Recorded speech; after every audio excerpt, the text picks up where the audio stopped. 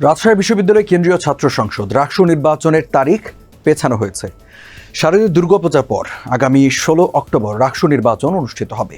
22 September সোমবার রাত 7:30টায় নির্বাচন কমিশনের জরুরি বৈঠক শেষে এক বিজ্ঞপ্তিতে প্রধান নির্বাচন কমিশনার এফ নজরুল ইসলাম এই তথ্য জানান।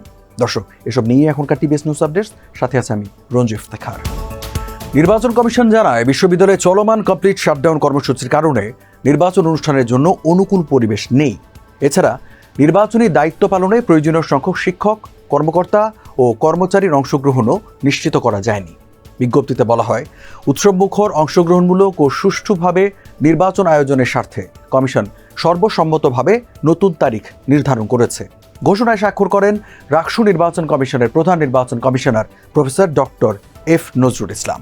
এর আগে রাজশাহী বিশ্ববিদ্যালয়ের কেন্দ্রীয় ছাত্র সংসদ রাকসু নির্বাচন সামনে রেখে উত্তপ্ত হয়ে উঠেছিল ক্যাম্পাস।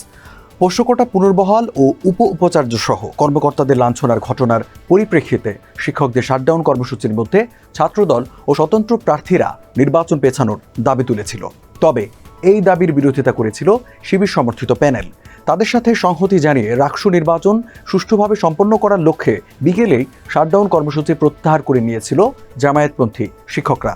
উদ্ভূত পরিস্থিতিতে সন্ধ্যায় জরুরি বৈঠক ডাকে রাকসু নির্বাচন কমিশন। এদিকে রাকসুর কোষাধ্যক্ষের কার্যালয়ের সামনে পাল্টাপাল্টি স্লোগান দিয়ে বিক্ষোভ করে শিক্ষার্থীদের দুটি পক্ষ। সন্ধ্যা 6:35 দিকে বিক্ষোভ শুরু হয়। একটি পক্ষ 25 সেপ্টেম্বরে রাকসু নির্বাচনের দাবি জানায়, আরেকটি পক্ষ ভোটারবিহীন রাকসু চায় না বলে স্লোগান দেন। দর্শক, এই ছিল এখনকার টিবিএস নিউজ আপডেটস। আর সংবাদের বিশ্লেষণ জানতে টিবিএস এর সাথেই থাকুন।